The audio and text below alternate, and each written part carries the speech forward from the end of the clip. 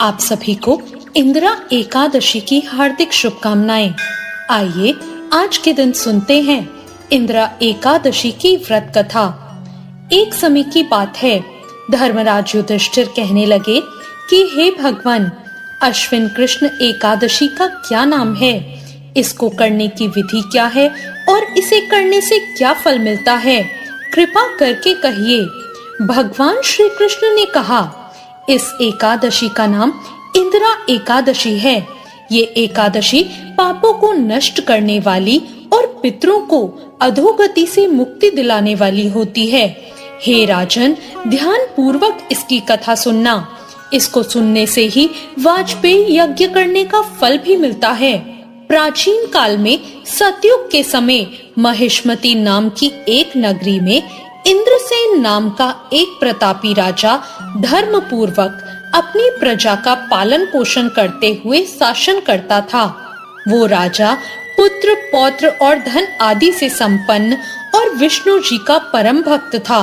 एक दिन जब राजा सुख पूर्वक अपनी सभा में बैठा था, तो आकाश के मार्ग से महर्षि नारद जी उतरकर उसकी सभा में आए। राजा उन्हें देखते ही हाथ जोड़कर खड़ा हो गया और विधि पूर्वक उन्हें बैठने का आसन दिया। सुख से बैठकर नारद मुनि ने राजा से पूछा, हे राजन, आपके सातों अंग तो कुशल पूर्वक हैं, आपकी बुद्धि धर्म में है और आपका मन भी विष्णु भक्ति में रहता है। देवर्षि नारद की ऐसी बातें सुनकर राजा ने कहा, हे महर्षि, आपकी कृपा से मेरे राज्य में और मुझ में सब कुछ कुशल है और मेरे यहाँ यज्ञ कर्म सब होते हैं। आप कृपा करके अपने आने का कारण बताइए। तब ऋषि ने कहा, हे राजन, आप आश्चर्य देने वाले मेरे वचनों को सुनो। एक समय मैं ब्रह्मलोक से यमलोक को गया। वहाँ श्रद्धा पूर्वक यमराज से पूजित होकर मैंने धर्मशील और सत्यवान धर्मराज की प्रशंसा की। उसी धर्मराज की सभा में महान ज्ञानी और धर्मात्मा आपके पिता को मैंने वहाँ देखा। उन्होंने ये संदेश दिया जो मैं अब आपको कहता हूँ।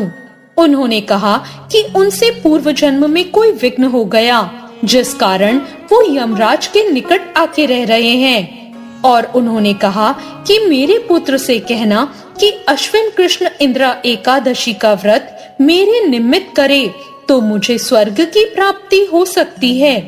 इतना सुनकर राजा ने कहा, हे महर्षि, आप इस व्रत की विधि मुझे कहिए। नारद जी ने कहा, अश्विन माह के कृष्ण पक्ष की 10वीं तिथि के दिन प्रातः काल श्रद्धा पूर्वक स्नान से निवृत्त होकर पुनः दोपहर को भी नदी में जाकर स्नान करें।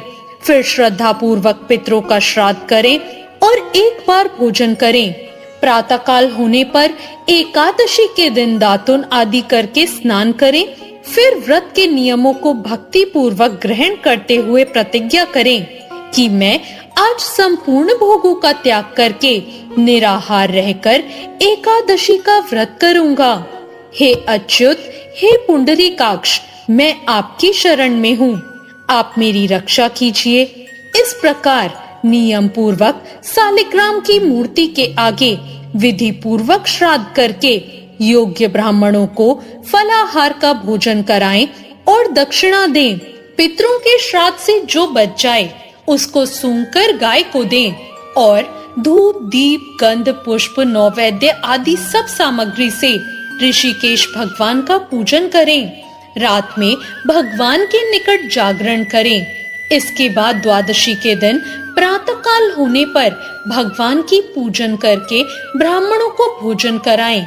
भाई बंधुओं, स्त्री और पुत्र सहित आप भी मौन होकर भोजन करें। नारद जी ने फिर कहा, हे राजन, इस विधि से यदि तुम आलस्य रहित होकर इस एकादशी का व्रत करोगे तो तुम्हारे पिता अवश्य ही स्वर्ग लोक को जाएंगे। इतना कहकर नारद जी अंतर ध्यान हो गए।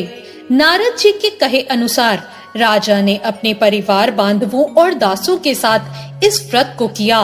व्रत करने से आकाश में से पुष्प वर्षा हुई और उस राजा के पिता को गरुड़ पर चढ़कर विष्णु लोक प्राप्त हुआ। राजा इंद्रसेन भी एकादशी के व्रत के प्रभाव से अपने राज्य को सुखपूर्वक भोगकर अंत में अपने पुत्र को सिंहासन पर बैठाकर स्वर्ग लोक को गए। हे युधिष्ठिर, ये इंद्रा एकादशी व्रत का महात्म मैंने तुमसे कहा है। इसको पढ़ने और सुनने से मनुष्य सब पापों से छूट जाता है और सब प्रकार के भोगों को भोगकर वैकुंठ को प्राप्त होता है। ये थी आज की इंद्रा एकादशी की व्रत कथा। आपको ये कथा कैसी लगी कमेंट करके जरूर बताएं। कथा अच्छी लगी हो तो वीडियो को लाइक जरूर करें और मेरे चैनल को अभी तक सब्सक्राइब नहीं किया हो तो सब्सक्राइब जरूर करें। धन्यवाद।